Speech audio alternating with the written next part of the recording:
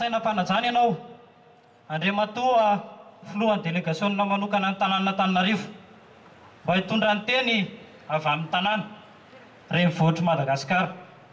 Andriamatoa PDS mingaivanao andray fitenena tompoko.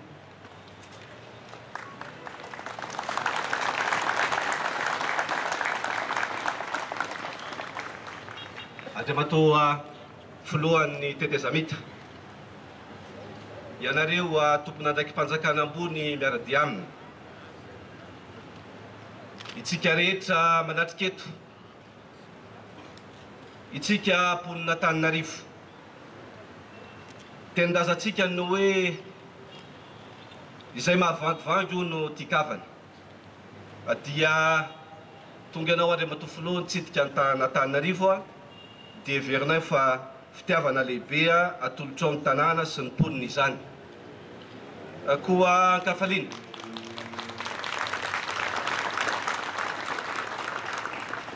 ampitiavana no iarabanantsika tonga soa eto amin'izao toerana atao hitantanana sy hikatsahana ny soa ho an'ny tanàna sy ny mponina izao.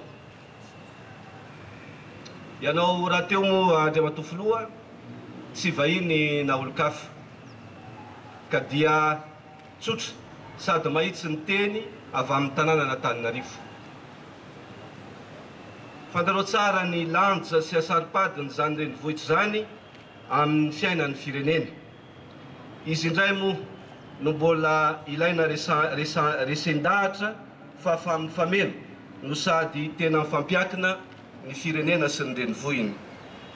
Koa isaorany ianao Andriamatoa filoha mitarika ny fanjakana foibe manome asina sy mihevitra marina ny mahasoa izao tanàna raha manana izao. Ankasitrahana izao fampitaovana amin'ny fikojana ny tanàna izao satria dia efa tenerany ny anao izao renivohitra izao ho tanàna madio lalandava, ho tanàna mirindra ary ho tanàna milamina. Torak'izany ihany koa ny tantsoroka amin'ny fikojakizana ny arabe sy io zay rehetra efa naroso teo aloha amin'izay andaminana an'ireny fokotany any amin'ny tanànantsika ireny. Matoky izahay fa satatram-bavarano izao ataon'ny fanjakana foibe amin'ny renivohitra izao ary tafiditra indrindra amin'ny fanomezana ny asiny sahaza izao tanàna izao. Izany indrindra no asa ilay mangataka Andriamatoa filoha ny mba hanokananao ny fanjakana fotoana iray irahana amin'ny tanàna andinihana izay mahasoa na irony lazaina hoe conseil décentralisé irony.